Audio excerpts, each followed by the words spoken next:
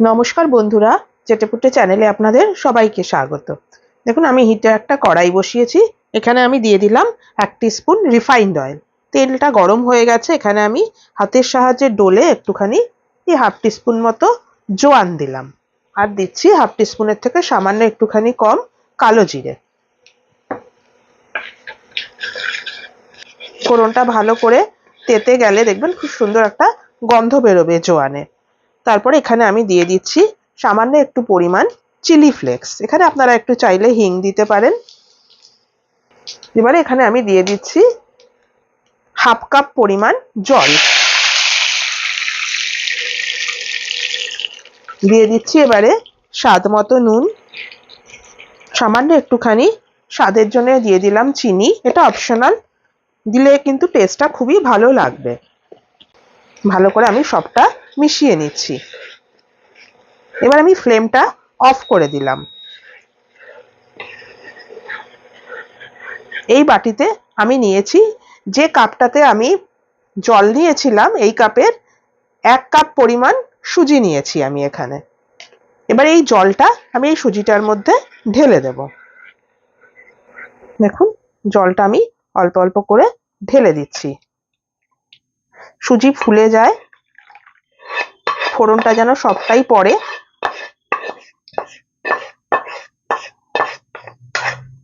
ভালো করে আমি এবারে স্প্যাচুলা দিয়ে নাড়িয়ে নিচ্ছি।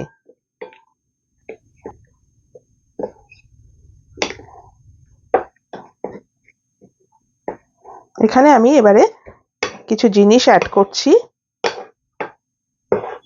এবার এখানে আমি দিচ্ছি বেশ কিছুটা পরিমাণ ফ্রেশ মেথি পাতা। এখন মেথি পাতা পাওয়া যায়, এই সিজনে মেথি পাতা দিতে পারেন। মেথি পাতা যাদের পছন্দ না, তারা কিন্তু একটুখানি পালং শাক কুচিয়েও দিতে পারেন। ধনে পাতা দিয়েও পুরোটা করতে পারেন, তবে মেথিটা দিলে ভালো লাগবে বেশি খেতে। সামান্য একটুখানি পরিমাণ আমি ধনে পাতা দিয়ে দিলাম। আমি এখানে আলাদা করে আর কোনো কাঁচা লঙ্কা দিচ্ছি না, যেহেতু এখানে চিলি ফ্লেক্স দেওয়া রয়েছে। এবার হাতের সাহায্যে আমি এটাকে একটুখানি মেখে নিচ্ছি। এটা গরম আছে, সাবধানে মাখবেন। দেখুন, একটা আমি সফট ডো তৈরি করে নিয়েছি। কিছুক্ষণ এটাকে এবার আমি একটুখানি ঢাকা দিয়ে রেখে দেব। দিয়ে আপনাদেরকে এটা আমি বেলে দেখাবো।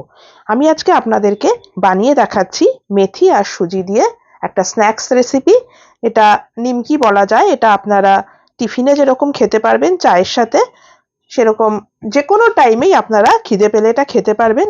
এটাকে বানিয়ে আপনারা স্টোর করে রেখে দিতে পারবেন। এটাকে এবার আমি মিনিট 10 একটু ঢাকা দিয়ে রাখছি। তারপরে আমি আপনাদেরকে এটা বেলে দেখাচ্ছি। দেখুন বন্ধুরা, আমি ওই সুজির ডোটাকে নিয়ে আসলাম। খুব সফট একটা ডো হয়েছে।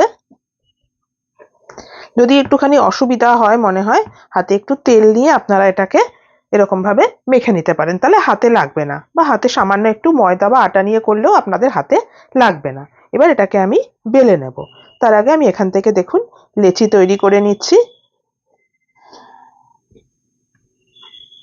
মোটামুটি দেখুন এরম এরম সাইজের, এক একটা রুটি যেরকম হয় ওরকম কি এর থেকে একটু বড়।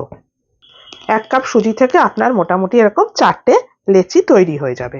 এবার এটাকে আমি একটুখানি শুকনো আটা দিয়ে বেলে নিচ্ছি। আপনারা একটু তেল দিয়েও বেলে নিতে পারেন।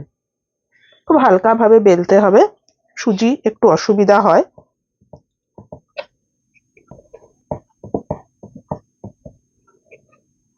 বেলার কাজটা আগে কমপ্লিট করে নেবেন, তারপরে ভাজাটায় যাবেন, কারণ এটা ভাজতে একদমই সময় লাগে না।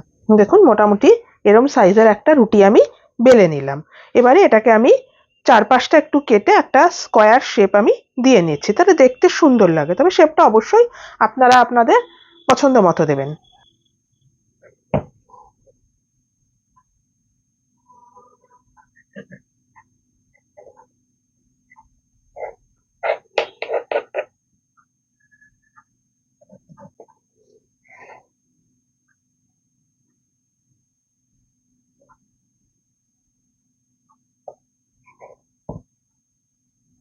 দেখুন, একটা স্কোয়ার শেপ আমি দিয়ে নিলাম। এবার এখান থেকে আমি স্ট্রিপগুলো বার করে নিচ্ছি। আমি এরকম এরকম চওড়া করছি, একটু সরু সরু আর কি। দেখুন, এরকম এরকম ভাবে আমি প্রত্যেকটা স্ট্রিপ বার করে আপনাদেরকে দেখাচ্ছি। আগে সবটা করে নেবেন, করে তারপরে ভাজবেন। দেখুন বন্ধুরা, আমি এরকম ভাবে স্ট্রিপগুলো সব রেডি করে নিলাম। চলুন এবার আপনাদেরকে এটা ভেজে দেখাই। দেখুন বন্ধুরা, আমি হিটে একটা প্যান বসিয়ে দিয়েছি। এখানে আমি বেশ কিছুটা পরিমাণ রিফাইন্ড অয়েল গরম করলাম। তেলটা গরম হয়ে গেছে, ফ্লেমটা আমি মিডিয়ামে করে দিলাম। এবারে আমি একটা একটা করে স্ট্রিপ ছেড়ে দিচ্ছি। এগুলো কিন্তু একটার সাথে একটা দেখবেন গায়ে লাগে না। প্লেট থেকে তুলতে আপনাদের কোনো অসুবিধা হবে না। মোটামুটি যে কটা ধরে আমি দিয়ে দিলাম।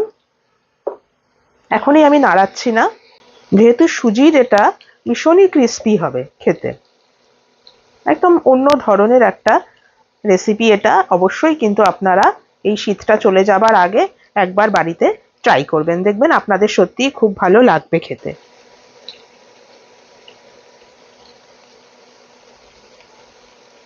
আস্তে আস্তে আমি একটু উল্টে দেওয়ার চেষ্টা করছি।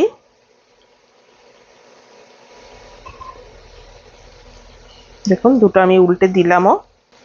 ময়দা দিয়ে আমরা নিমকি বানিয়ে তো খাওয়া হয়। এইভাবে যদি বানিয়ে না থাকেন একবার অবশ্যই কিন্তু বানাবেন।